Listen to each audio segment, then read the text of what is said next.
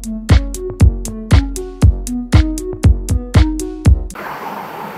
గారు ఇప్పుడు చూస్తుంటే ప్రవీణ్ పగడాకల్ గారి యొక్క యాక్సిడెంట్ కొంతమంది హత్య అంటున్నారు, కొంతమంది యాక్సిడెంట్ అంటున్నారు. ఏదేమైనా వారి యొక్క మరణం మొత్తం దేశవ్యాప్తంగా కూడా సంచలనం రేకెత్తించింది. సో అసలు యాక్సిడెంట్ కింద చూడొచ్చా, లేదంటే దీన్ని ఒక హత్య కింద చూడొచ్చా? ఫస్ట్ ఆఫ్ ఆల్ ప్రవీణ్ పగడాల గారి యొక్క మరణం పట్ల వారికి, వారి కుటుంబానికి నా ప్రగాఢ సానుభూతిని తెలియజేస్తున్నాను.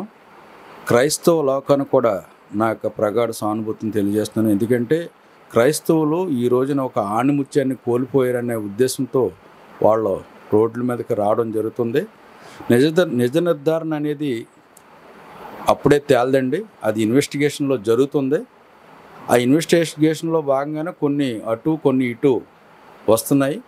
దాన్ని ఇంకా టైం పడుతుంది. దాంట్లో భాగంగానే కేఏ పాల్ గారు, ఇంకా హర్ష్ కుమార్ గారు, ఇంకా అనేక మంది వక్తలు, లీడర్స్, నాయకులు, పార్టీ నాయకులు ఫైట్ చేస్తున్నారు.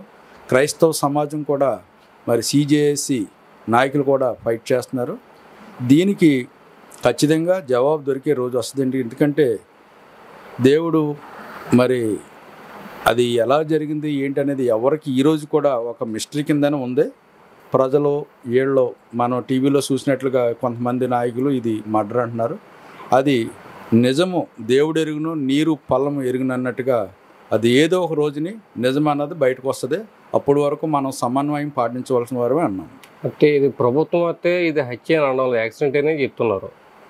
ప్రజలు ఆయన పాస్టర్లు లేదంటే అభిమానులు అందరూ కూడా, ప్రజలందరూ కూడా, చూసిన వాళ్ళందరూ కూడా అలా బైక్ నడిపిన వ్యక్తి అసలు ప్రవీణ్ పగడాల కాదని చెప్తున్నారు.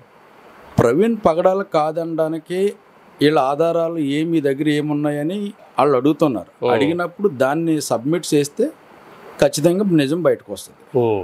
ఆ ప్రూఫ్స్ సబ్మిట్ చేయమని పోలీసు వాళ్ళు చెప్తున్నారు. మీ దగ్గర ఏం ఆధారాలు ఉన్నాయని. ఆధారాలన్నీ కూడా మనం ఇవ్వగలిగిన రోజున ఖచ్చితంగా అది హత్య అని ప్రూఫ్ చేయగలుగుతాం. ఆధారాలు ఇవ్వలేని రోజునే అది ఒక యాక్సిడెంట్గానే మిగిలిపోద్దని నా అభిప్రాయం. ఓకే, ఇప్పుడు మొన్న రిపోర్ట్లు వచ్చిన తర్వాత అది యాక్సిడెంట్ కింద అని చెప్పడం జరిగింది అజయ్ గారు. కానీ చూస్తే ఇది ఒకప్పుడు టీవీ ఛానల్లో కానీ, సోషల్ మీడియాలో కానీ, ఫేస్బుక్లో కానీ వచ్చిన సీసీ ఫుటేజ్లు మేము ఎవరికి అందించలేదు, అది మాకు సంబంధం లేదని చెప్తున్న పోలీసులే మళ్ళీ అదే సీసీ ఫుటేజ్ తీసుకుని ఇవే ఆధారాలని చెప్పి ప్రజలు చెప్పడం పట్ల ఇంకా అనుమానాలు అయితే ప్రజలు రావడం జరుగుతుంది. దీని గురించి మీరేం చెప్తారు? అదేనండి, దాని మీదే ఇప్పుడు కేఏ పాల్ గారు నిన్న హైకోర్టులో పిటిషన్ వేసి దీని మీద మాకు అనుమానాలు ఉన్నాయి, మా అనుమానాలను నివృత్తి చేయండి, 250 ఫుటేజీలు తీసుకుంటున్నారు అంటున్నారు కదా. ఆ 250 ఫుటేజీల్లో ప్రవీణ్ పగడాల గారు ఎక్కడున్నారు ఆయన అడుగుతున్నారు. అది కోర్టు వారు కూడా ప్రభుత్వానికి నోటీసులు ఇచ్చారు. ప్రభుత్వం వారు తన పని, వాళ్ళ చట్టం, వాళ్ళ పని వాళ్ళు చేసుకుని వెళ్తారు.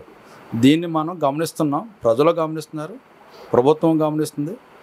ఈ ప్రభుత్వంలో ఉన్నటువంటి పెద్దలు ఎవరైతే మరి ఐజీ గారు వీళ్ళు ఎవరు ఉన్నారో చట్టానికి లోబడి వాళ్ళకి ఇచ్చినటువంటి నోటీసులకు అనుగుణంగా వీళ్ళు ఇచ్చి వాళ్ళ యొక్క యథార్థతను నిరూపించుకోవాల్సిన సమయం ఇప్పుడు ఏర్పడింది. ఓకే.